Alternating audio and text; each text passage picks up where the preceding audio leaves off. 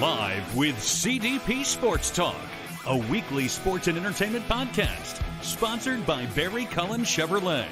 Live on YouTube, Facebook, Twitter, Twitch, and LinkedIn. And on audio via Apple Podcast, Google Podcast, Spotify, Anchor FM, iHeartRadio, Amazon Music, Radio Public, and TuneIn. Now, here's your host, Chris Palme.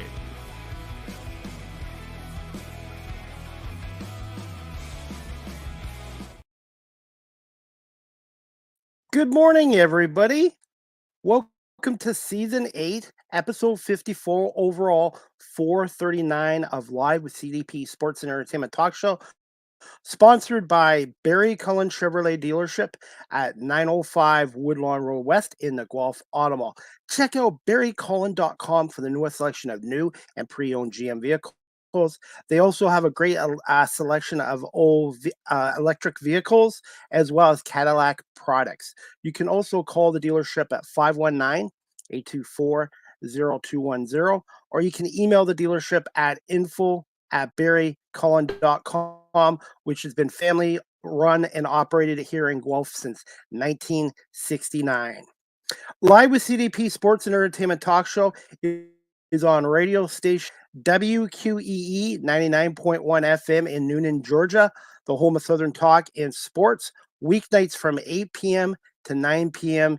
Eastern. I hope everyone's doing well on this Saturday, October 5th, 2024. It's going to be a very busy weekend for sports. We have the Major League Baseball playoffs. We have the NHL starting up, the Sabres and Devils.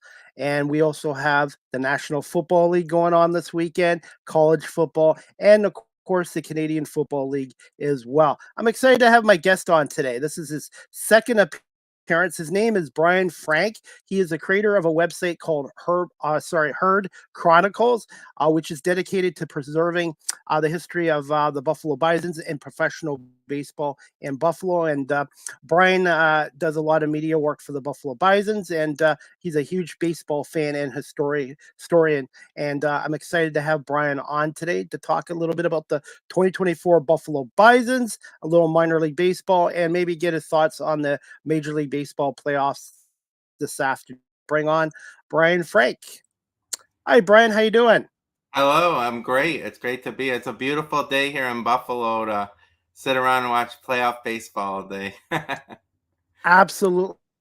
It's sunny and about 70 here, and to me, this is perfect for baseball weather. And I think all the games are going to be played today. I don't think we need to worry about snow or rainouts from the looks of it.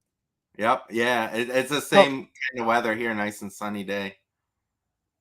By the way, Brian, I know you're a historian. On this day, on October 5th, 1985, the Toronto Blue Jays defeated the New York Yankees to win their first American League East championship 39 years ago. Brian, do you remember that day? I remember that day very well. I remember watching the whole game. I think Lloyd Mosby, Willie Upshaw, and Ernie Witt all homered in that game.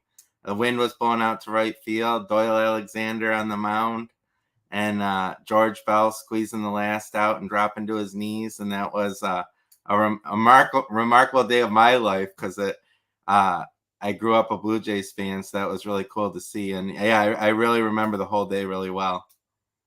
Yes, Kevin Glue from the Canadian Baseball Hall of Fame. He's a historian there too. Does a great job. He had posted that on Twitter X today, and I'm like, 39 years ago. I was like, I remember that day because it was a Saturday and it was miserable weather, and I was 13 at the time. I was like, where has the 39 years gone? And the thing is, Brian, I would love to see more statues at the Rogers Center because I know a lot of the ballparks around the states have statues of guys who impacted franchises, and it would be nice to have one of Fernandez and Bell and that hug when they finally won that division title, because that was huge for baseball in Canada. Obviously, the Expos did it in '81, but this was the first time Toronto really had a serious contender in '85, and to this day, they still have the team record for most wins in a season at 99. And that would be an awesome statue too, because not only is the moment so special. But the two players are kind of like iconic in Blue Jays history as well. So yeah, I have to agree that would be awesome. And then that was on Saturday, and then the next day, Toronto was going for their 100th win, but they rested everybody obviously, and Phil Niekro pitched for the Yankees and won his 300th game too. So yeah, that was a amazing weekend. And speaking of baseball, Brian, I wanted to bring this up with you today too. Pete Rose, the old-time hits leader, passed away this weekend, I believe, at the age of 84 at his home in Las Vegas. And I wanted to ask you, Brian, what are your thoughts on Pete Rose's impact on the game of baseball as a player, as a manager? An incredible impact. I mean, when you look at his stats, they're just mind-boggling, and how many seasons he performed at such a high level and was collecting like 200 hits. And um, one of the things I enjoyed the last week was watching so many people were putting like videos and stuff of Pete Rose talking on Twitter and Instagram and stuff like that, and just hearing him talk about hitting, and obviously the all-time hit king, and hearing him talk about hitting. And one of the things that I found really interesting was him just talking about being a switch hitter and what an advantage it was to be a switch hitter, because he didn't have to face like sliders and stuff coming in, or curveballs coming in his head and dropping into the zone, because he was always batting opposite of what the pitcher was throwing. So it just hearing him talk about hitting is absolutely fascinating, and hearing his insights. I know a lot of records are meant to be broken in sports, Brian, but do you see Pete Rose's 4,256 hits ever being broken, or somebody getting near it? Like it might never be broken, but I do think it's possible. Like if you had somebody like if Ichiro would have started here when he was like in his early 20s, guys start so young now, like Juan Soto and Vladdy and stuff. Like if you would have had a guy like Ichiro actually start playing in the US when he was like 20 years old or something, I mean, you have to perform at such a high level for so long. But a player like that would have a shot at it, if they once they started getting close, they'd probably hang around for a while to try to get the record. So I think it is. I mean, it's an incredible feat that nobody's even come close to approaching yet. But I think it is possible that it could be broken someday. There's a gentleman in Los Angeles who's pretty good right now, Altani. Yeah, And I think if he can stay healthy and have a nice 20-year career, or as long as he can, he might have a chance to come close to it. it's the longevity thing that's the issue. You got to do it for so long and be at such a high level for so long. And that's what's amazing, that Pete Rose was able to do that and do it for as long as he did. And he played the game aggressively. He gave it his all, and nobody can ever take that away from him. Charlie Hustle really suited his as a nickname for Pete Rose. Yeah, when you think of like hustling and giving it your all in the baseball, he's the first guy that comes to mind, and that alone is something to be remembered for, that you were Charlie Hustle and you had that nickname. I wanted to ask you this, Brian. Did Pete Rose ever play a professional baseball game in Buffalo, like in the minor leagues in the 60s at War Memorial Stadium? He never came here. He was never. I think he skipped over AAA, so he never played here. He was in the New York Penn League one year. I think it was with Geneva. So he would have been like in the region, so to speak, like maybe down in like Jamestown or like Utica or someplace like that. But he never actually played a game in Buffalo. I know he played here in a charity softball game after he'd retired and everything, but never an actual game.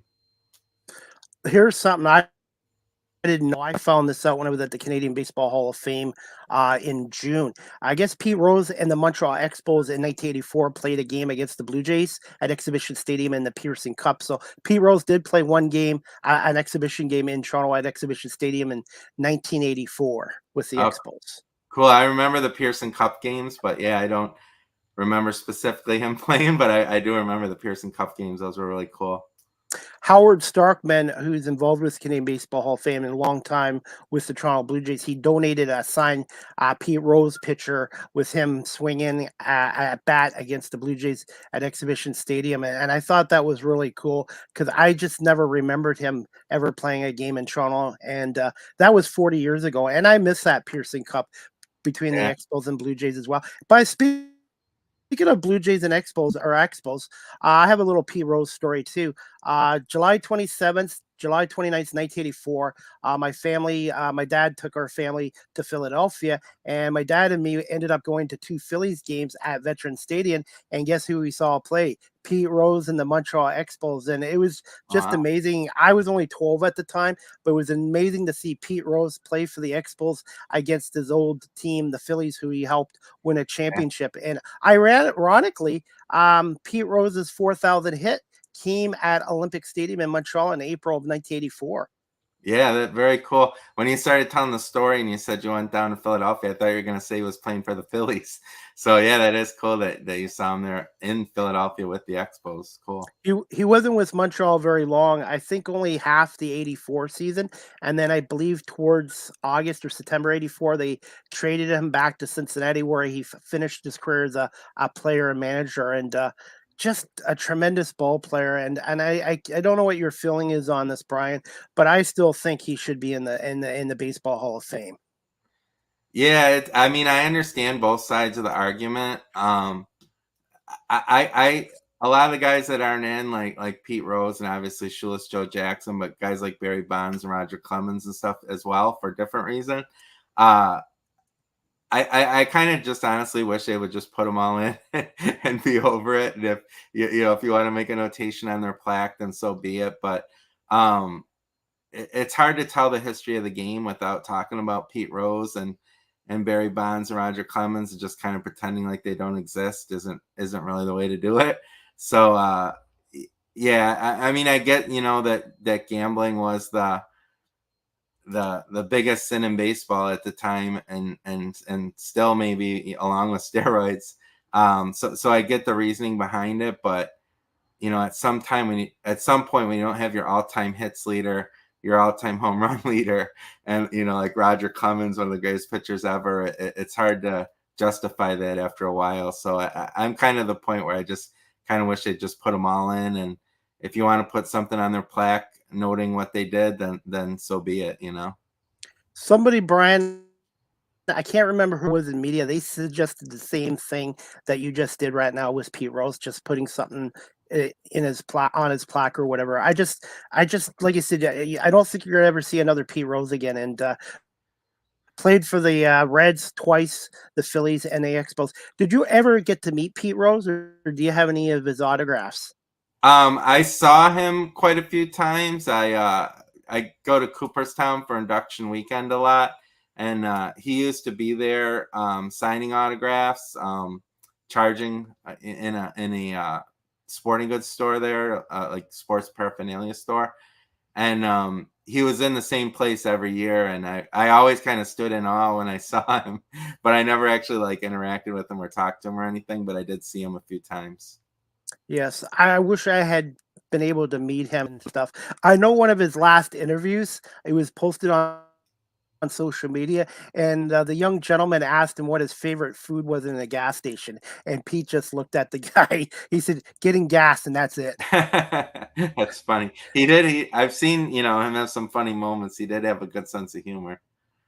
Absolutely, and I just wanted to bring that up because to me, I grew up in the '70s, and Pete Rose was one of the guys I kind of idolized because I Yeah. loved the way he played the game, and he always hustled, and he was versatile. He played first base, third base. I think he played a little outfield too, didn't he, at one point? Oh yeah, he did. Yeah. And this isn't like directly a Pete Rose story, but last off season during the winter, I talked with Johnny Bench, and we didn't talk specifically about Pete Rose, but we talked about obviously the Big Red Machine teams and stuff. And just hearing about that team and hearing one of the great, all-time greats, Johnny Bench, maybe the greatest catcher ever, certainly in the conversation. I think a lot of people would say, I think most people would probably say he is.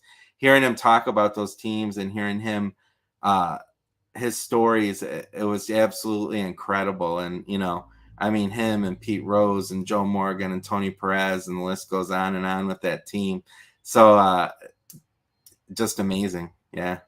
Back-to-back 75, 76. And their manager is Detroit Tiger legend Sparky Anderson as well. And as disappointing as I was that Sparky didn't go in the Hall of Fame as a Detroit Tiger manager, how do you not put him as a Red? Because when you think of the Cincinnati Reds, you think of the big red machine of the 70s growing up.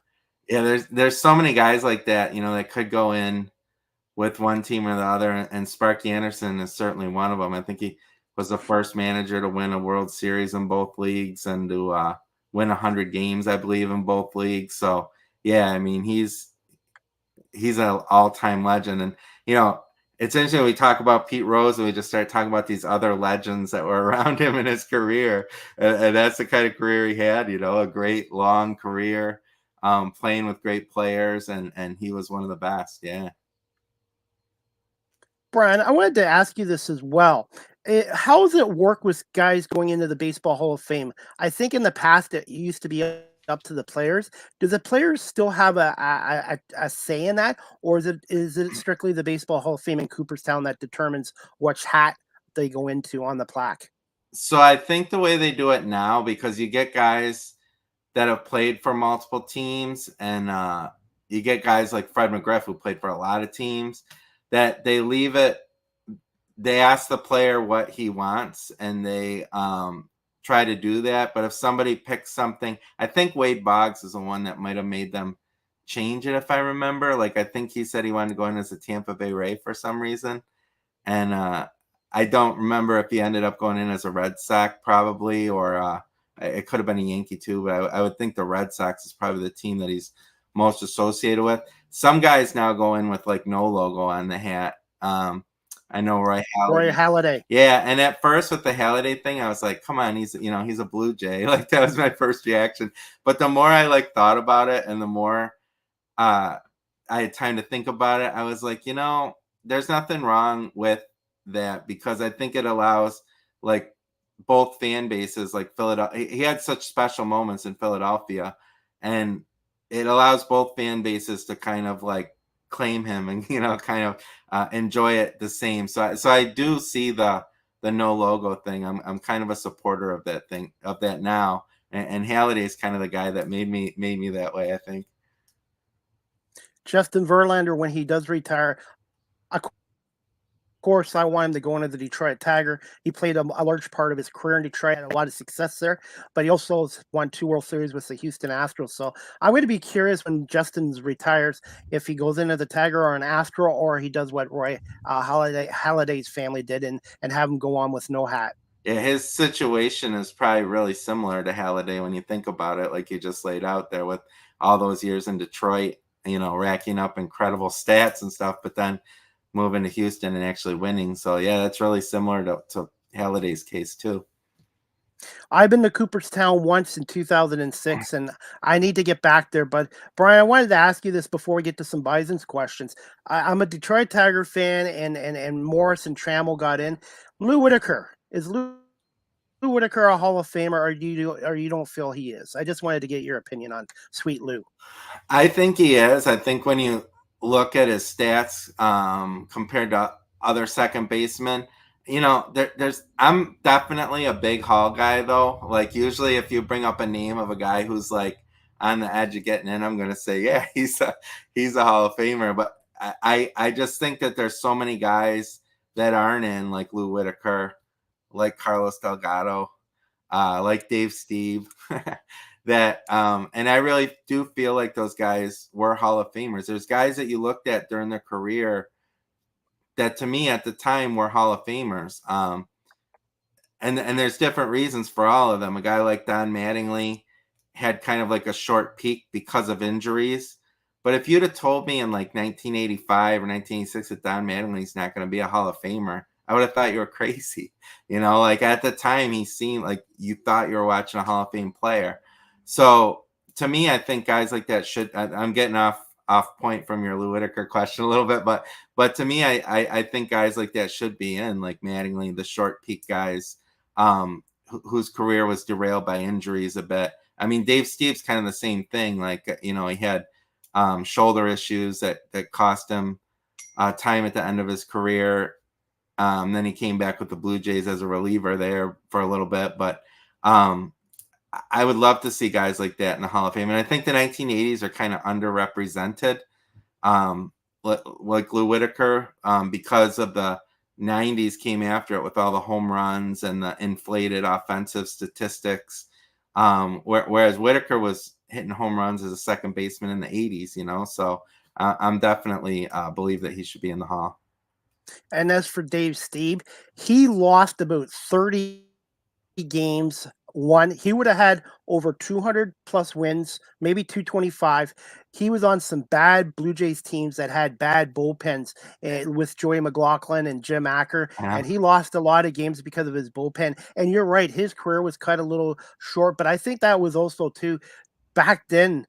Jack Morris and Steve would pitch. I know 1982, Dave Steve in 1 year through 19 complete games, which you won't see pitchers nowadays do 2 in a year, let alone 19 in 1 year. Yeah, no, and I think all those innings took their toll though too towards the end of his career, But like when you look back at the time with Steve too, like him starting All-Star games, and that shows that 7. at the time they thought that he was the best pitcher. Like he started that 83 All-Star game. I think he started in 84 as well, and it just seemed like he was the American League's top pitcher at the time, but didn't win any Cy Youngs in large part because of his bullpen or because of being on bad Blue Jay teams early in his career. But certainly his statistics merited a Cy Young award. So yeah, I definitely think he's another guy that's been overlooked. Kirk Gibson, I think, could have been in the Hall of Fame, but his career was cut short due to injuries as well. But as for Dave Steve, my opinion is number 37 should be retired, and eventually there should be a Dave Steve statue. And I'm hoping one day, I know the Blue Jays did a nice job with renovating the Rogers Center, but I'd like to see a Blue Jays Hall of Fame area where they honor their greatest Blue Jay players. I know they have the level of excellence, but it would be nice to see some statues outside the ballpark. Yeah, I think the Hall of Fame is something that they definitely should do because there's so many guys who are so instrumental to Blue Jays history that aren't on the level of excellence. Guys like Tom Henke and Jimmy Key and Lloyd Mosby and Jesse Barfield, and the list goes on and on. I could make an argument that some of those guys, or probably all those guys I just said, should be on the level of excellence. But if you're not going to put guys up there, then there should be another way to honor the time that they had. And I know other teams have great Hall of Fames. The New York Mets have a really nice one. Cincinnati Reds have a really good one. And it would really be nice to see the Blue Jays honor their history in that way. Absolutely. Hey, Brian, we're going to get to some Bison's questions, and I wanted to get your thoughts on the 2024 Buffalo Bison's team that ended up 68-80 overall. In the first half, they were 500 at 37-37, and then the second half wasn't so much success at 31-43. Just thoughts on this team and the job that Casey Candell developing some of these players for the Toronto Blue Jays. Yeah, it was a really interesting year for a number of reasons. You had a lot of guys going up to Toronto and performing well up there, guys who maybe should have been up there a little sooner than what they actually got called up, like Spencer Horwitz. I was beating the drum hoping for that he would get called up long before he got called up. Nathan Lucas, it was great to see him go up there towards the end of the year and have success because he's done nothing but hit here in Buffalo for the last 3 years. He was injured this year, so that's why he didn't go up sooner. But the number of guys that went up this year was really something, and a lot of that had to do with the Blue Jays underperforming and with injuries like the Bo Bichette and stuff. But it really was amazing how the Bisons kind of had a couple different teams this year. They had the team that they started the year with, and then the team that they finished the year with, because they had so many promotions and during the year and so much roster turnover. They had a franchise record. The Bisons did 80 players this year. 220. I had no idea. 80. Yeah. 50 pitchers, franchise record, 50 pitchers. It was kind of hard towards the end of the year to keep track of the guys in the bullpen because a lot of it had to do with the Blue Jays kind of picking up a lot of guys relief pitchers who were waived by other teams, and then they would come to Buffalo and pitch for like a game or two or three, and then go up to Toronto and then get sent back down. And so that kind of contributed to that number of pitchers. And there are other reasons for it as well. Injuries, Ricky Tiedemann, obviously, I think he only made like 6 starts this season, and then he went out hurt. And Chad Dallas, another starting pitcher, had an injury. So that created a lot of roster turnover. But yeah, it was an interesting year because there were so many guys coming in. There was kind of like that team at the beginning of the year with like Spencer Horwitz and Stuart Baroa and Leo Jimenez. And then at the end of the year, you had guys like Alan Roden and Josh Kasevich, who were kind of like the big hitters towards the end of the year. So very interesting. But Casey Candell, you mentioned, yeah, he did another remarkable job. There's 2 things that AAA manager has to do. Number one, I think, is develop players, and you saw the great job that he did with that, with the number of guys who were able to go up to Toronto and hold their own or exceed expectations. Addison Barger is another one, and then also win. And the Bisons didn't have the greatest record, especially in the second half this year. But Casey Candell's he's been in Buffalo now managing for 4 seasons. And he's had a winning record for 3 of them, won the division in 2021. So his record as far as winning, it's right there, 3 out of 4 seasons. And this year, I think that roster turnover and the number of players that were changing and the pitchers that were injured kind of cost him this year. But yeah, he's done a tremendous job here. How good is Ricky Tiedemann from what you saw in Buffalo? And do you see him being with the Blue Jays in 2025 or 2026 possibly? I'm sure that when he does come back, he's going to spend some more time in Buffalo. Like, he hasn't really been here that long. I think not the season that just ended, but last season he only pitched here for 1 game. And then this year he had actually 4 starts, and he had a 6 ERA this year, so it wasn't the best. But he's battling injuries and stuff, and then finally had to be shut down and have Tommy John. So he hasn't really been at AAA that long. And my guess is that the Blue Jays would like to have him pitch here and have success here before they get him up to Toronto. There were some guys in the past that kind of went through here for different reasons, like Nate Pearson went through here originally kind of quickly. Some of that had to do with like the pandemic and stuff like that, not having a minor league season in 2020. But my guess is that they'd want to take their time with Tiedemann a little bit. So he certainly could, if he comes to Buffalo and performs, be right up in Toronto. But he's only pitched, I think, 5 career games here so far. So they'd probably like to see him here a little bit longer. In your opinion, what's Casey Candell's biggest strengths as a manager? And do you feel that he could be a major league baseball manager if he wanted to go up to the major leagues? Yeah, I think his biggest strength is, well, a couple things. One is that players love playing for him. Like, I've never talked to a player that had a bad word to say about the guy. Like, he's really a player's manager. He expects guys to, show up, play hard, and get the job done. And players just love him. He has a great sense of humor, as you know. Really interacts well with people.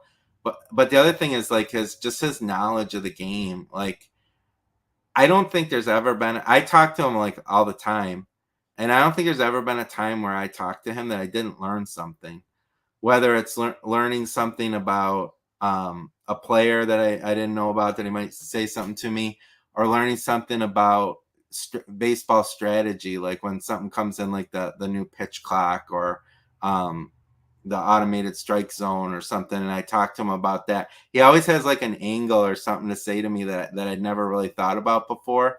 So I think he's been around the game for so long. I can't believe, I was looking before this, he's managed 570 games in Buffalo already, and it seems like he just got here. 4 seasons, 570 games. So I think his knowledge of the game and the fact that the players love playing for him are his strengths. And I absolutely do believe that would carry over to the major league level. He's obviously has major league experience as a player and being up there as a coach before. He was a first base coach with Seattle for a little bit, and then he was up at the Blue Jays as the bench coach there a couple years ago. So he's got the experience, and I absolutely believe that he could succeed at the major league level. I'm going to put you on the spot here a little bit. Just want to get your gut feeling. Do you feel Casey will be back with the Bisons in 2025? I do. I don't have it. I don't know one way or the other, but I know that he likes being here. Like, he tells me that all the time, that he loves being in Buffalo. I do think that there is probably a part of him that would like to be at the major league level someday. But he enjoys Buffalo. He played here. He played here in the late 90s and for 3 seasons, and he's the fourth Bison manager of the modern era who also played for them. He joined Torey Lovullo, Joel Skinner, and Bobby Meacham. So he's the fourth of the Bison's modern era goes back to 1985 when they rejoined AAA baseball. So he's familiar with the city and likes being here and likes the fans and likes the organization, likes the riches in the front office. And so my sense is that he will be back again next season, but who knows what can happen in 6 months or whatever we have. Hey, being in media, and I'm still in terms, I've only been doing this for about 4.5, 5 years. I've talked to coaches and managers that were a little bit intimidating for me, but with Casey Candell, he's always been really great with me. And no matter what kind of a question I ask him, he always gives me a good answer. And what you said, Brian, too, every time I do talk to Casey, I learn something, whether it's this or that, but he has really good people skills, communication skills, and I see why the players like playing for him. And I just really enjoy talking to him. And I told him one day he should write a book about his career as well. Yeah, he really should. And you're talking about his people skills. Like, he has a way of putting you at ease too, because a lot of times, even if I ask him a question post game, he'll answer with he'll say something funny first, like a little one liner that makes you laugh, and then he'll give you the honest answer. That's yeah. So he has a way of kind of putting you at ease with his humor.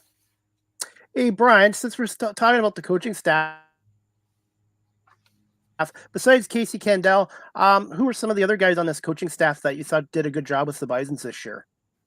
Yeah, so this year they actually had a new bench coach. Donnie Murphy came in, and they had a pretty new staff overall this year too, because Matt Haig went up to Toronto, so they had a new hitting coach with Ryan Long, and Drew Hayes is the pitching coach. And I think that goes along with, you can tell the job that those guys are doing through development, and not only just guys going to the major leagues and succeeding, but seeing the improvement that a lot of guys have when they're here. Like, if you go back to the 2023 season, Leo Jimenez and Stuart Baroa came here at the end of the year and really struggled. They just came up from AA and they struggled at the end of 2023. And this season, both those guys, and I'm sure I could name a bunch of other guys too, the improvement that they showed and the years that they had were amazing. And certainly they get credit for that. But the coaching staff as well, I think that kind of shows the job that Casey and the entire coaching staff are doing to develop these guys for the major leagues. In minor league baseball, Brian, do the manager and the coaching staff go by year basis? Yeah, it's year by year. Yeah, so they last year I think they announced the staff in January, but the couple years preceding that, it was a little bit later than that. It wasn't until March when they announced that Casey was coming back, and the coaching staff for the season. So it's somewhere in that window, usually January to March, that the Blue Jays usually announce it. Do the Bisons have a little input as well, or is it the Blue Jays that have the say on who's down in Yeah. Buffalo? I think maybe back in the day, like if you went back far enough, the minor league team would have had more of a say in it. But now I think it's all the major league team has all the say on who it's going to be, who the manager is going to be, and the coaches as well. What were your thoughts on Addison Barger, Spencer Horwitz, Luis D. Santos, Stuart Baroa? And I want to mention one other guy that's up with the Blue Jays, Ernie Clement. Just thoughts on Ernie Clement specifically, and did you feel that he would be doing this well with the Blue Jays? There was something about Ernie Clement when he was here, and I said this when he was here that there was like this intangible thing that you could see about him. Like he just kind of had this like aura, like this confidence, and he carried himself like a major leaguer. And it's hard to describe or put into words, but when you looked at him, you're just like, this guy should be in the major leagues. Like it was just some of the way he carried himself and the way he acted and kind of, the vibe that he had. And so I'm not really surprised at all that he's carried that up to the major leagues and that he's doing so well up there. But it's great to see. He's actually kind of a local guy because he's from Rochester, which is about an hour and a half away, a little over an hour from Buffalo. And so he grew up like a Bills and Sabres fan and stuff. So it's great to see him having that success up there. Some of the other guys you mentioned, like Spencer Horwitz, has just been tearing it up in Buffalo for the last 2 years, and you could just tell that was going to carry over to the. I mean, he's just a line drive machine, an on base machine. He set the Bison's on base percentage record last season, set their all time record or modern era record, and he just gets on base, and that getting on base, and not to be like a Billy Bean about it or anything, but that carries over. If a guy gets on base that much in AAA, it's going to carry to the major leagues. So it's great to see him having the success. Addison Barger, what an athlete, like his arm is the first thing that comes to mind with him. He's a big guy, plays hard, goes all out. And talking about Pete Rose earlier, Addison Barger's a Charlie Hustle kind of player because he's always hustling, always swinging hard, and just has a great athlete, a great arm, and really has all the tools that are needed to succeed up in the major league. So it's great to see him finally get up this year and have some success. De Los Santos is one of those guys that I could have mentioned before for seeing them and their improvement. He really looked like a different player this year than he had in past years.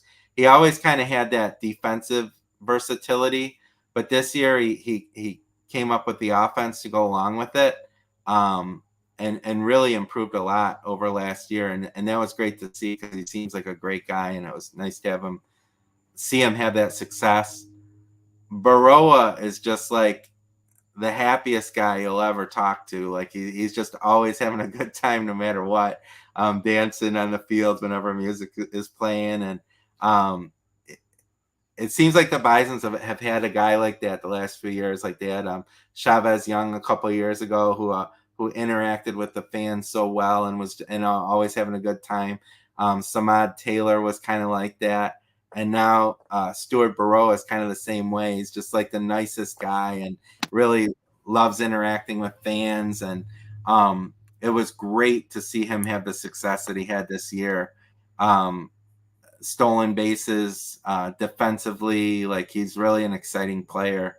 And it was wonderful to see all those guys be able to go up to Toronto and have success. And Leo Jimenez too. Another guy who just a really nice guy who it was really nice to see him go up. I got to talk to Leo Jimenez after he made his major league debut in Toronto and got his first hit. And I asked him, I said, can you walk me through that at bat? Like, do you remember the details of the at bat from your first major league hit? And he said, of course I remember, I can tell you everything about it. And you could just sense the excitement in his voice. And so that was just really great to see. Hey, Brian, even though I'm a Detroit Tigers fan, doing some freelance independent coverage of the Buffalo Bisons, I've been able to interview a lot of these guys that are up with the Blue Jays, and I tell these guys, as long as you're not playing the Detroit Tigers, I hope you guys do so well up there. And I was able to meet Hazel May this summer at the Canadian Baseball Hall of Fame, and I joked with Hazel. I said, "Hazel, I get to interview these guys before you do. I'm down in the minors like the Bisons," and I said, These guys are just so great to talk to." And you know what, Brian? Even though I'm still young and inexperienced in terms of media work, all the guys that I've talked to in Buffalo the last 3 years have been great to talk to. And even if I've asked a question that wasn't probably the best question, they've treated me like one of their own and one of the media, and that's what I love about it. Yeah, they really are a great group. And I don't know if it's like because the Blue Jays target guys who are like high character guys or what it is, but yeah, I've never had a bad experience interviewing players, and like you said, they're always happy to talk with you and answer questions, and seem not only like they're willing to do it, but that they're like appreciative of having you do it. So yeah, it's a really been a great group of players that have come through here the last few years. Yeah, I was able to get down to 10 games this year, and hopefully I'll be back next year and I can do some more games because I really like the environment down there. And I didn't go to school for journalism and broadcasting. So the Buffalo Bisons, the Buffalo Bandits, the Toronto Argonauts, the Canadian Baseball Hall of Fame, I'm getting these media opportunities. And the only way you get better at something, Brian, is your reps. And I can kind of relate to these guys because they're trying to get to the major leagues, and I'm trying to get onto bigger radio stations as well. Yeah, yeah, absolutely. And yeah, like I said, great group of guys to get your feet wet with, because they are really fun to talk to. My next question, you've already answered the top part. I wanted to get your thoughts overall, Brian, on British Columbia native Damiano Parmigiani, and do you see him possibly getting an opportunity in 2025 with the Toronto Blue Jays? Yeah, I could. He had a good year. He's plays third and first, and this year he started playing a little bit of left field too. He looked a little uncomfortable when he first went out there, but he came along and looked more comfortable as the season went on. Has great power. I think he ended up with 19 home runs this year. I think probably one of the things for him to work on is like cut down on strikeouts and get on base a little bit more. But the power's there. The power's there, and the defensive versatility that the Blue Jays like so much, because he can play third and first and left field. So that's there as well. So I definitely think he has a bright future ahead of him. Yeah. Absolutely. And he wasn't born in British Columbia. I believe he was born in Valenzuela, but he came to British Columbia. And I was talking to him and interviewing him, and I said, "Look how far Canadian baseball has come the last 10 years." Especially, I want to get your thoughts too, since we're talking about Canadian baseball players and all-time greats. Just thoughts on Joey Votto's time in Buffalo and his retirement and just dealing with him down in Buffalo while he was down there, Brian. Yeah, he was. It was great having him here. There was so much anticipation because we were kind of hoping that he would come here right out back in April and stuff. But then he got derailed by injury. But having him here was wonderful. He was only in Buffalo for 15 games, I believe it was, and obviously didn't perform to the level that he would want to. But being able to watch him play every day, and the way he's such a unique personality, it was fun to just interview him, because he when he answered questions, he would give so much thought to his answers, and I appreciated that. Like you'd ask him a question, he would kind of pause for a second and think, and then he would give his answer. And he's such a well-spoken, high thinking guy that he was a fun guy to talk to. And his timing, he just kind of never had his timing. You could just tell. I think he had 22 strikeouts and 40 some at bats here, and there would be times where you would think like he hit a home run. I think it was in Lehigh Valley. He hit a home run, and it looked like, oh, okay, here he comes. It was like a line shot, but he just could never quite consistently get his timing. And I think finally he just said, well, that's enough. He wasn't producing at that Hall of Fame level that he was used to, and just decided to hang it up. But it was fun having him here while he was here, and it was great being able to watch him and talk with him. Absolutely. We know Joey will get in the Canadian Baseball Hall of Fame for sure. Is he a first ballot baseball Hall of Famer in Cooperstown? I think he is. I think he has a good shot at being first ballot.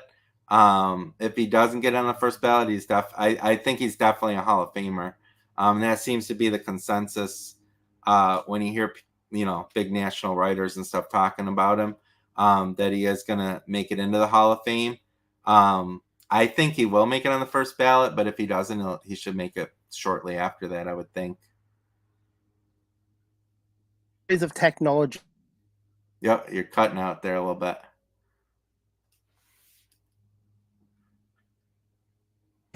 I apologize, everybody. Hopefully, we'll get this going. The joys of technology. We'll just try to get Brian Frank back on, and I think you're back, right, Brian? Yeah, I hear, I see you, and I hear you. Okay, absolutely. And since we were talking about Joey Vottle, which I think he'll be in both Hall of Fames at some point, Brian, what were some of your favorite Bison's moment in the 2024 season? Well, definitely Votto being there was probably the biggest, like getting able to see Joey Votto play. One moment that really kind of I didn't foresee coming, but that was really special was Peyton Henry, the Bison's catcher, who suffered like a very serious injury early in the year in the end of May 31st in Syracuse. He was catching and he got hit on the backswing by a batter who was swinging on the follow through. The bat hit him in the back of the head, and they actually had to call the game and end the game right there and take him off because that's how serious it was. He lost some of his hearing for about a month, and then while he was out, his younger brother died of brain cancer. Yeah, it's just, I mean, a terrible story.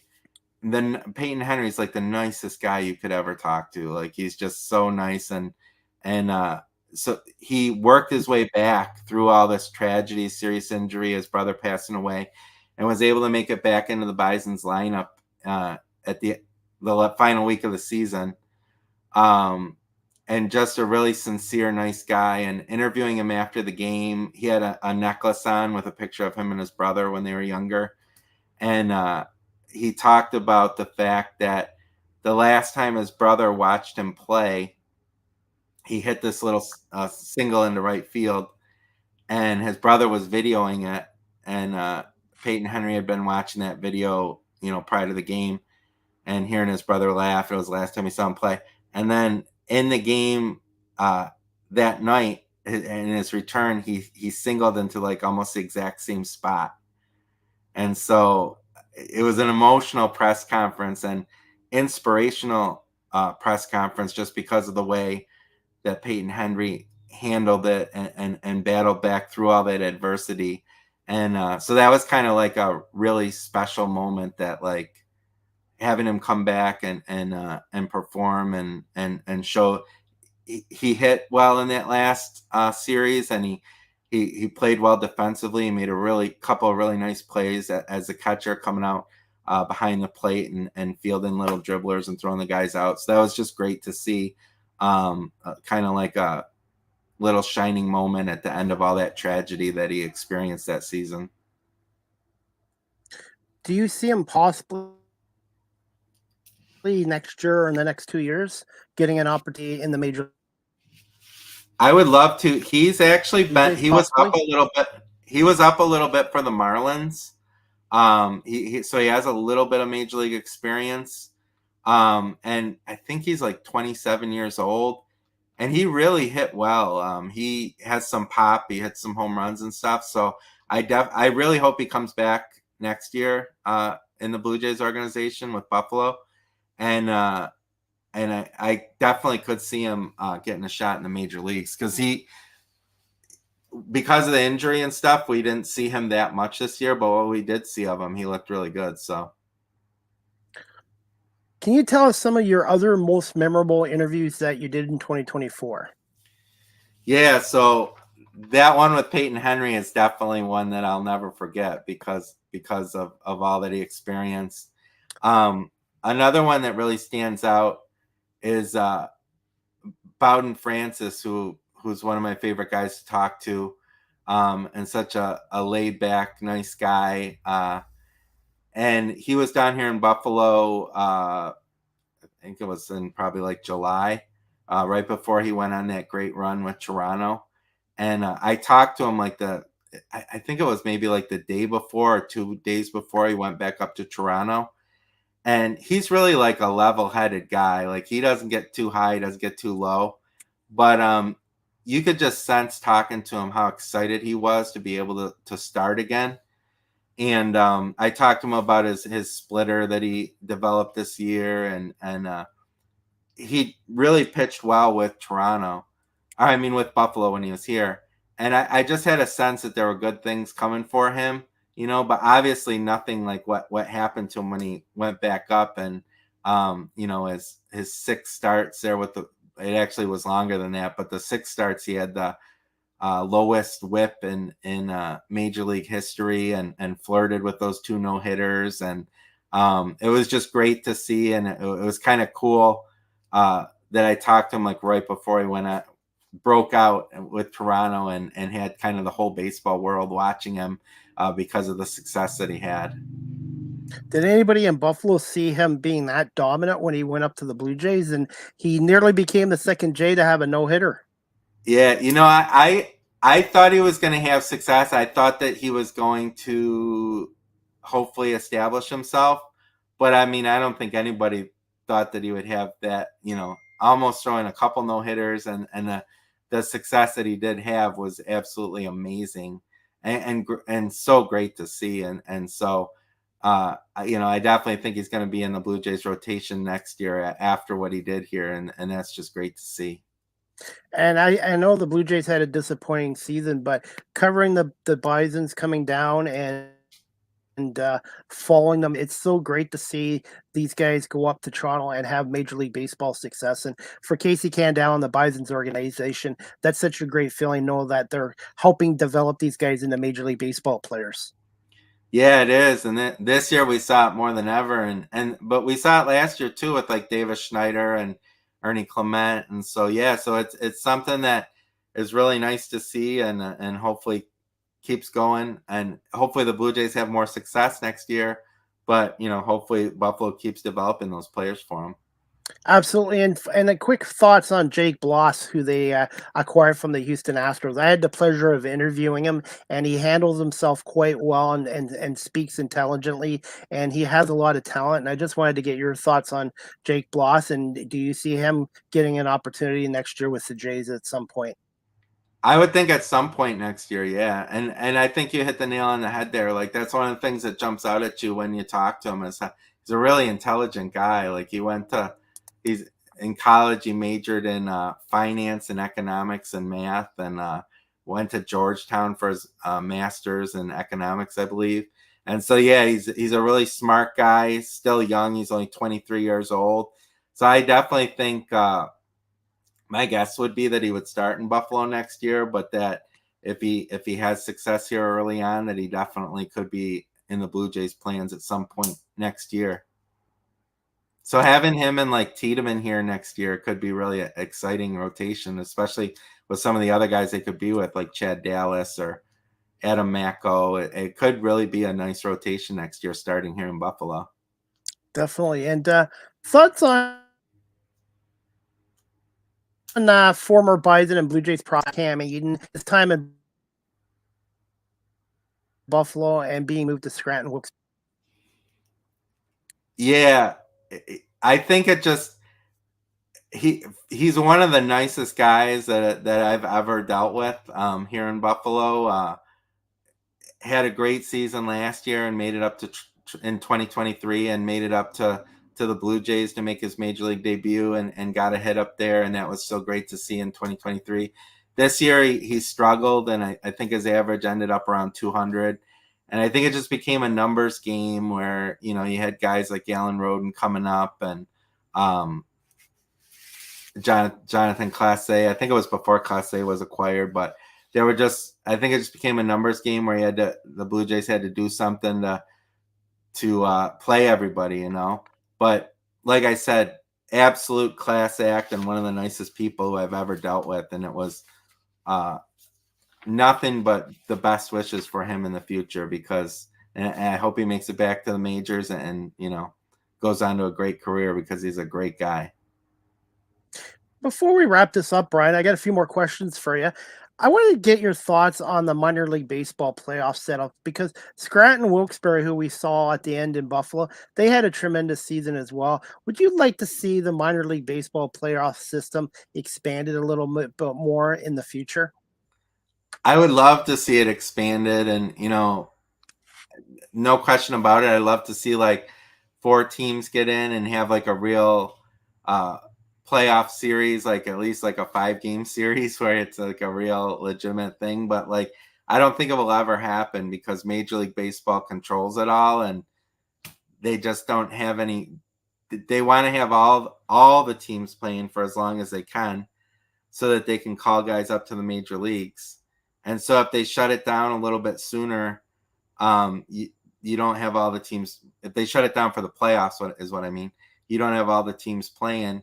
And if they start having longer playoff series and more teams in, then it's going to go too long. It's going to be going into the major league playoffs and stuff. So like, I would love to see it, but I don't think it's ever going to happen.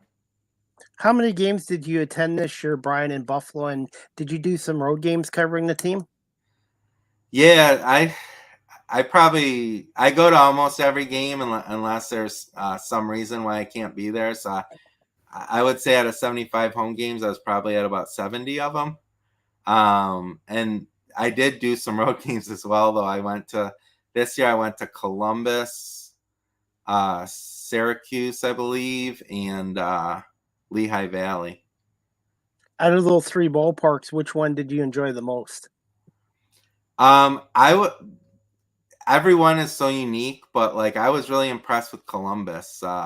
They really, I'd never been there before, so that might be one of the reasons why I was so impressed. I'd never been there, but they really did a great job of like incorporating the team history like all over the ballpark and in the concourse, and they have a really nice restaurant out in left field where they have like the walls are just covered with like historical artifacts, and the staircase leading up to it has like pictures of old players and stuff. So they did a really nice job of. That's kind of something that jumps out at me because of my interest in baseball history when I'm places, and they did a really nice job of that in Columbus. I've only been to two minor league ballparks, Buffalo and the Erie Seawolves, who are the Eastern champs again, and the Double A team of the Detroit Tigers, and they have a nice ballpark. But I think next year my goal is to get to some more minor league ballparks because I really enjoy it, and it's not just the players and the managers; they make it a family environment as well. Yeah, it is. I know you hear that a lot from people that come down from Toronto to watch games and stuff, that they're so impressed with the atmosphere, and you know how close you can get to the players and how inexpensive everything is compared to the major league. So yeah, it's really a fantastic environment. And it's affordable entertainment as well. Yep.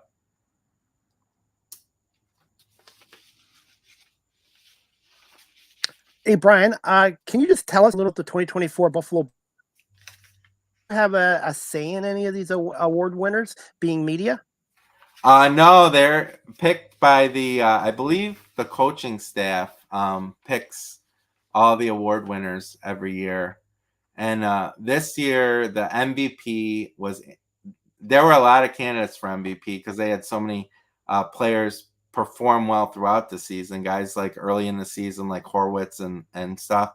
But the MVP, and rightly so, was Alan Roden, who had a remarkable second half before the Bisons. He was actually the August International League Player of the Month. So he had a great second half. So he was voted the MVP. The most valuable pitcher was Andrew Bash, who had second consecutive great year here. He had a 2.97 ERA in 27 games, 16 starts. and he's just been a picture of consistency here the last couple of years. So it was nice to see him get rewarded for that.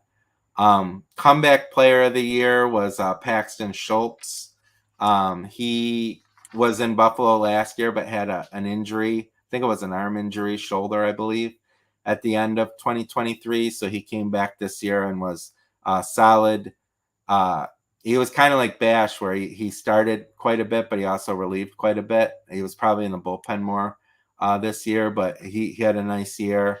The hometown hero, which is given to the player who performs best at Salem Field, was Luis Quinones, who came out of the Bison's bullpen this year and was 11-0. Wow. Yeah, and I think in Buffalo he was 7-0. He's a middle reliever, so he picked up a lot of wins because the starters would go out early and then he would come in and be given the win. So so he was 11-0 overall. Community service went to Hayden Yinger, who I don't know if you've ever talked to Hayden Yinger, Yes. but he's Yes. another guy who's just a really nice guy and is really involved in all the charitable activities that the Bisons do. So it was nice to see him get that community service award.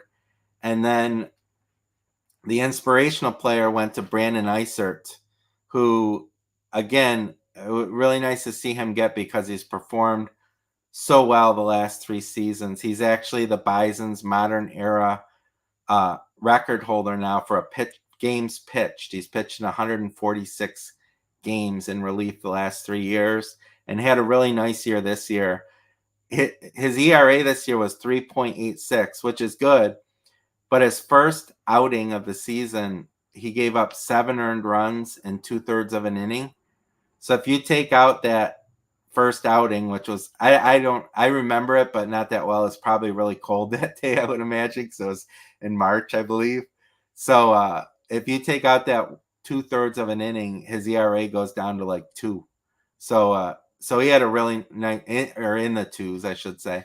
So he had a really nice year. So it was really nice to see all those guys get rewarded at the end of the year. And hopefully he'll get another opportunity with the Blue Jays in 2025. Yeah, I was glad to see him get called up a little bit this year, but it would be nice to see him get more of an opportunity because he's pretty much done all he can do here at AAA, and you'd like to see him get an opportunity to show what he can do in the big leagues because I think he will take it and go with it. Yeah, so it'd be nice to see. Question for you, Brian, before we get to the Major League Baseball playoffs. When does training camp reporting start for the Buffalo Bisons in minor league baseball? They usually go at about the same time as the major league team, but a lot of guys, just like the major leaguers, go down there a little bit earlier. So they'll be down there in February. So it's really it'll go fast. They'll be there before we know it. Have you been down to Dunedin and the Blue Jays' new training facilities yet? I've been to Dunedin and I've been to see spring training games and stuff, but I haven't been there since they have the new facilities. All right. And Brian, before we wrap this up, I want to get your thoughts on the 2024 Major League Baseball playoffs and thoughts on today's games. There's 4 of them starting at 1:08 today. And by the way, the Cleveland Guardians are the first Major League Baseball team to have 4 Canadian-born players on their active roster. Oh, wow. That's awesome. Yeah, it's I think I'm really excited for this round. Like when you look at the teams that are in it and the players that are in it, like the stars that are in it, like from Aaron Judge and Ohtani and the historic years that they had, but like Bobby Witt Jr. and Tarek Skubal, I know you're excited to see. There's just such talent, and I didn't even mention Bryce Harper. You know what I mean? Like it's like there's so much talent, and so Mookie Betts and Ohtani. Yeah, it's gonna be having these big stars and small market teams too, like Detroit and Cleveland and Kansas City and San Diego. I guess I'd call San Diego small market, but one of the things that excites me every year is to look at the number of former Bisons that are in there. Though there really is a lot this year. The Dodgers have Teoscar Hernandez, obviously. and Dave Roberts, their manager, played here back in the late 90s, early 2000s. The Yankees have Tim Mesa now and John Birdie, Marcus Stroman. Zach Wheeler, the Phillies ace, pitched here when the Bisons were affiliated with the Mets. Dusty Wathan, their third base coach. So Matthew Boyd for Cleveland. I think he's going to get to start game 2. He was here in Buffalo. Jeremy Hefner, the Mets pitching coach. So there's a lot of Bison connections on these teams. Sean Reed Foley's with the Mets now too. I don't think he's on the postseason roster though, but he's with the Mets. So it's great to see all these guys having success elsewhere, and hopefully the team that comes out in the end will have some former Bisons on it. Hey, Brian, I wanted to ask you this. What do you think of the Detroit Tigers pitching chaos? Obviously, Tarek Screwdriver's number one, but then the rest of the games, it's all bullpen. Have you ever seen what AJ Hinch and the Tigers are doing with their pitching staff before?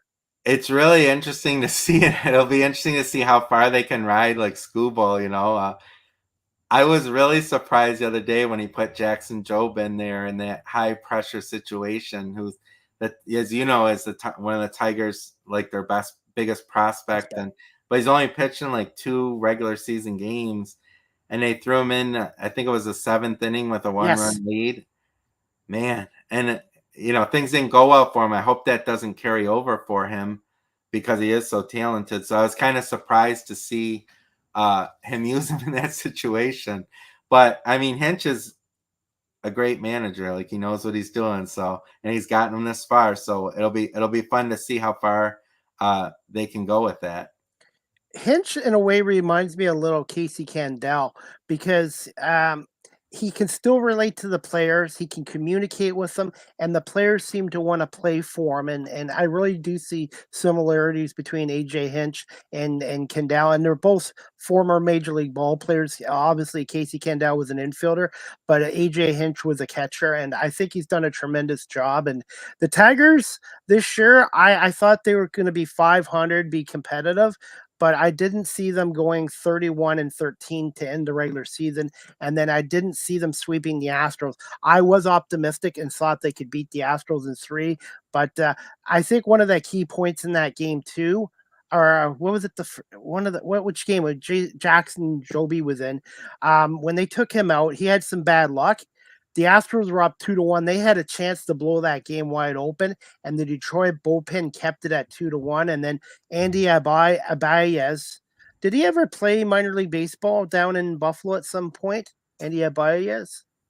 I don't believe so, but it's possible that he did. But Toledo hasn't been in here a whole lot the last few years since the pandemic, so I don't think he did.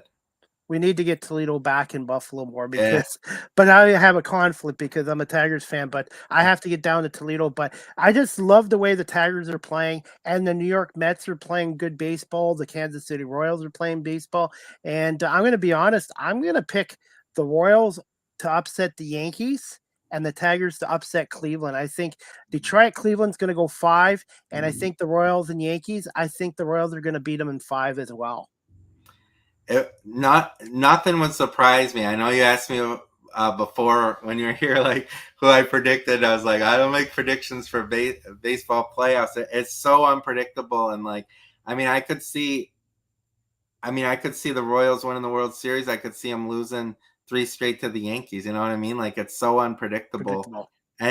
But there's so many great stories, team stories, in it this year that whoever comes out, I think it's all going to end up being a great story. And it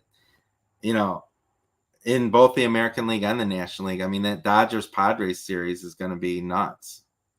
And we're going to wrap this up in about 3 minutes because I know, Brian, you want to watch the games, and so do I. But I want to say thank you so much for giving us over an hour of your time today. And Brian, wanted to plug your Herd Chronicles. What are some of your next projects that you're working for the Herd Chronicles? And where people can find you and check out your website? Yeah, so you can websites just herdchronicles.com where they can find that, and I do lots of interviews with Bison players and Blue Jay players, and the big thing that's coming up, I have an article. I did a long interview with Casey Candell, who I've talked with so many times over the years about the Bison's team, but I've never really sat down and talked about him and his career. And so the big thing coming out probably this week or the next will be interview with Casey Candell and talking about his growing up with his mom is in the Canadian Baseball Hall of Fame because she played in the All-American professional girls professional baseball league, and talk about him winning a College World Series when he was at Arizona, his playing days with the Expos and the Astros and the Bisons, and then his managing time. So I think people will really enjoy that. That'll be coming out soon. And they can also follow you on Instagram and on Twitter X as well at Herd Chronicles. Yep, correct. Yeah, I'm pretty active on both of those. So.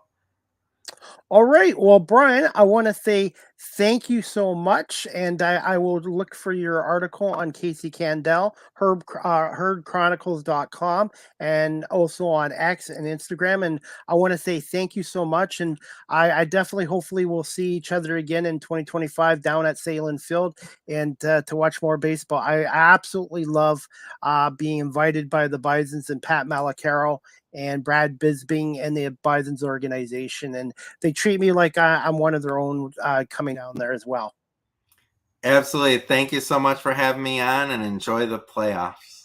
You too, Brian. Thank you so much, and we'll talk to you soon. Yep. See ya. All right, guys, that was season 8, episode 54, overall of 439 of Live with CDP Sports and Entertainment Talk Show, brought to you by Barry Cullen Chevrolet dealership here in Guelph. Before we wrap up today's episode, I'm going to play one of my last post-game interviews with the manager of the Buffalo Bisons, Casey Candell, courtesy of my YouTube channel.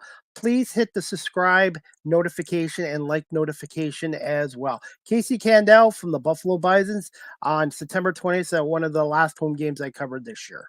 Chris Palme, radio host of Live with CDP Sports and Entertainment Talk Show on WQEE 99.1 FM. I'm here at Salem Field after the Rail Riders 5-1 win over Buffalo tonight, and I have a special guest, Buffalo Bison's manager, Casey Candell. Casey, thoughts on tonight's game against the very good Scranton team? I wish, it would have been nice to win tonight. We had a lot of fans, fan appreciation night, and fireworks, so it would have been nice to pull off a win, but they got us a little bit, and we just couldn't put any offense together. Pannone, their starting pitcher, threw really well, and we just couldn't get anything going. I think, we had first and second with no outs a couple times, but just could not capitalize. We didn't get a big hit, and in those situations, you gotta come through and kind of grind runs off of this guy because he's throwing really well. So didn't happen tonight, but we didn't play a horrible game. Thoughts on the Bison's pitching tonight, I guess being a bullpen game? Yeah. It's always tough. Sometimes it works really well just because they're seeing a different pitcher every time out, and sometimes because you have to use so many pitchers, you figure the law of averages is somebody's not gonna throw well that night. Everybody did pretty well. Giving up 4 runs is not awful, and that kept us in the game, and they pitched well, and they went after hitters, and we just couldn't put any offense together.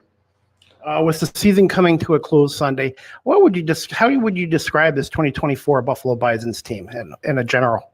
I'd say they grinded out games and did what they needed to do to be successful. We weren't as successful as we would have liked to have been, but we also had a lot of guys go up to the major league level and help out and contribute up there. Obviously, they didn't have the kind of season they wanted up there either. But we didn't come to the field expecting to lose. We came to the field expecting to compete and be in games and win, and we did that pretty well. We went through some bad stretches, and but in the end, coming down the stretch, we pitched pretty well. Right now, the offense is a little down, but we've played well in the last couple of weeks before this, and hopefully we can finish up strong in the next 2 days. Just 2 more questions for you, Casey. Thoughts on the overall attendance here at Salem Field this year, and over 11,000 fans here tonight for this team? Yeah, this is a great place to play. Once once it warms up and gets nice during the summer, you can always expect people to be here, and we always draw well. And I mean, even though we had a losing record, we did play pretty well at home. I think, we were pretty close to 500, which isn't great, but we competed well here, and I think we gave the fans some entertainment, and it's enjoyable to have them here and cheering us on, and even sometimes yelling at me for my decisions that I make. But I know they're passionate and they love their sports here, so it's great. And finally, how's Alan Roden doing? I guess he hurt his ankle last night. Yeah, he just has a sprained ankle, no fracture or anything. He'll be done for the season, but I'm sure he'll be fine. In a week or two. And finally, how satisfying was it seeing a lot of these guys go up to the Blue Jays, knowing that you were a part of their development? I mean, it's always satisfying, if they could go up there and compete and hold their own. Now, obviously, it's them doing it, but if you have a role in it somehow by teaching them something that they didn't know, or fine tuning some things that they have, and getting them prepared to go up there so they know how to compete up there and know what to expect, then you can feel proud of that. And I think our staff did a good job of that. And I was going to say, I think they did a great job. And this season, 148 games is a grind. Yeah. We're supposed to have 2 more, but we fortunately didn't have to play those. No, it's like it's pretty comparable to a major league season. It's nice to have a day off each week, which is nice. But it is a grind, 6 days a week, and you're grinding it out, and it gives you an opportunity to understand what you can expect when you go to the major league level. But there's another level on that stadium, and there's more people, and they expect success. So. All right. Well, Casey, it's been a pleasure covering the Bisons this year. I want to thank Pat Malacaro and the Bisons organization. And Casey, I want to say thank you so much for doing these interviews, and hopefully we'll be around in 2025. Yeah, hopefully I will. Thanks so much, Chris. It's been a pleasure. Thanks, Casey. That was Casey Candell, the manager of the Buffalo Bisons. That was Casey Candell, the manager of the Buffalo Bisons for the past 4 years. I think he does a great job communicating with his players, and the players love playing for him, and as doing freelance media coverage. Casey was great talking to, and I always learned something as well. And again, I want to say thank you to my guest today, Brian Frank from the Herd Chronicles, for coming on today. If you're a fan of minor league baseball, the Buffalo Bisons, or the history of professional baseball in Buffalo, check out Brian Frank, Herd Chronicles on YouTube channel, on Twitter, X, and Instagram as well. Brian does a really great job. He does good interviews, writes good stories, and does a really good job covering the current Buffalo Bisons and the past Buffalo Bisons as well. Before we wrap up this show, guys, the next Live with CDP Sports and Entertainment Talk Show, sponsored by BarryCullen.com and on WQEE 99.1 FM, is going to be on Tuesday, October 8th at 9 p.m. Eastern, 6 on the West Coast, with my special guest, Sassy V. She is a singer, songwriter, voiceover artist, and an on-air media personality out of Las Vegas, Nevada. So please check out Sassy V on Live with CDP Sports and Entertainment Talk Show this Tuesday, October 8th at a special time, 9 p.m. Eastern, 6 p.m. Pacific Standard Time as well. All right, guys, if you're looking to adopt a pet, check out the Cambridge and District Humane Society at 1650 Dunbar Road in Cambridge, Ontario. Telephone number 519-623-7722, or visit their website at cambridgehumanesociety.org. All the animals that are up for adoption, their profiles are on cambridgehumanesociety.org. And they're also doing a 50-50 raffle, a monthly 50-50 raffle. You can get the tickets on their website, cambridgehumanesociety.org, and click on events. And if you're looking to volunteer, you can also click out a volunteer form through the Cambridge Humane Society.org, and they are going to be selling 2025 Cambridge District Humane Society calendars for $10 coming up in the next few weeks, and I'm going to be selling some of them, and all the proceeds go to the care of the animals down at the Cambridge District Humane Society. Live with CDP Sports and Entertainment Talk Show again is a weekly show hosted by yours truly, Chris Pame. Is on weeknights from 8 p.m. to 9 p.m. Eastern on WQEE 99.1 FM, the key, the home of Southern sports and talk, the heartbeat of Atlanta. Our radio station's website is wqeefm.radio12345.com. Live with CDP Sports and Entertainment Talk Show is live streamed on these platforms: YouTube, Facebook, Twitter /X, Twitch, LinkedIn, and now available on Instagram. You can also check out my website at beacons.ai/Chris D. Pame. Live with CDP Sports and Entertainment Talk Show again is sponsored by Barry Cullen Chevrolet Dealership at 905 Woodlawn Road West in the Guelph Auto Mall. Check out barrycullen.com for the newest selection of new and pre-owned GM vehicles, along with their great selection of all electric vehicles and Cadillac products as well. And you can also call the dealership at 519-824-0210, or you can email them at info@barrycullen.com. Barry Cullen Chevrolet Dealership here in Guelph is family run and operated here in Guelph since 1969. And I've been a customer of Barry Cullen Chevrolet here in Guelph since 2000. Live with CDP merchandise, new t-shirts coming soon. You can also follow this content creator on TikTok at Live with CDP. StreamYard is the official live stream provider of Live with CDP Sports and Entertainment Talk Show. If you're into webinars or podcasting, check out StreamYard.com. Live with CDP Sports and Entertainment Talk Show is available on these audio platforms: iHeartRadio, Amazon Music, Spotify for podcasters, Apple Podcasts, Breaker, Pocket Casts, Spotify, Castbox, LinkedIn, Pandora, TuneIn, YouTube Music, and now available on Good Pods. Make sure you hit that subscribe notification on YouTube Music and on Good Pods. You guys can also email Live with CDP Sports and Entertainment Talk Show at cpame19@gmail.com. Any comments, questions, suggestions would be greatly appreciated. So you can email the show at cpame19@gmail.com. And we do have some CFL action tonight, guys. We have Saskatchewan and Edmonton playing tonight at 7 o'clock. And last night, BC beat Calgary. And Winnipeg crushed Hamilton 31-10. And right now, Winnipeg is the team to beat in the West and probably around the CFL. And what a job by Mike O'Shea and his coaching staff. And the Winnipeg Blue Bombers, who've won the West the last 4 years and been to the last 4 Grey Cups, I think are going to make a 5th straight trip to the Grey Cup. I'd be really shocked if any of the other Western teams upset Winnipeg in the playoffs. And the Toronto Argonauts, check out the last episode of the Argo Bounce live audio show, number 15, with Nick Small and myself from last night. It's on all video and audio platforms and will air on WQEE 99.1 FM. And finally, before we wrap up the show, guys, as you can see, I got my Detroit Tigers hat on, Comerica Park in the background. I want to wish my cousin Mike in Taylor, Michigan, a happy 69th birthday.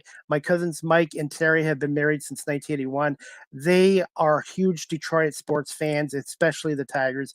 And they converted me from being a Blue Jays fan back in the 70s to a Detroit Tigers fan back in 1979 during the Trammell Whitaker era. So happy birthday to my cousin Mike in Taylor, Michigan. And speaking of Detroit, Major League Baseball playoffs right now. We've got Detroit, Cleveland, ALDS Game 1, 108 pitch right now. Then we have the Mets and Phillies at 4:08. Kansas City and Yankees at 6:08. And then tonight, I believe at 8:38, we have San Diego and the Dodgers. So I've got the Tigers upsetting Cleveland in 5. I've got the Mets beating Philly in 5. I'm going to go with the Yankees over Kansas City in 4 games. And San Diego and the Dodgers, I'm going to go with Ohtani and the Dodgers to beat the Padres in 4 games. So it's going to be great.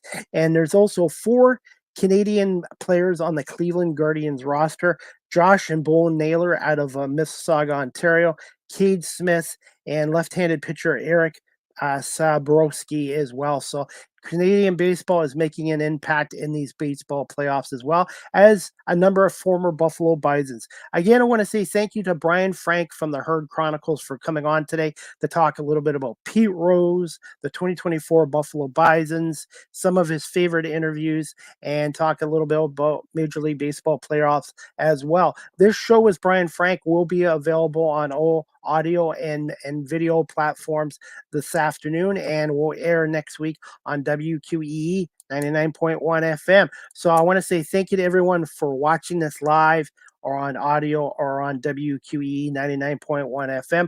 Hope everybody has a great Saturday afternoon. Enjoy the Major League Baseball playoffs, the CFL action, college football action, and of course, the NFL action as well. So we'll see you back here for Season 8, Episode 55, overall 440, Tuesday, October 8th at 9 p.m. Eastern with my special guest, songwriter, singer, on-air media personality, Sony V. I'm really looking forward to Sassy V. I apologize. Sassy V is my next guest this Tuesday night at 9 o'clock Eastern, 6 on the West Coast.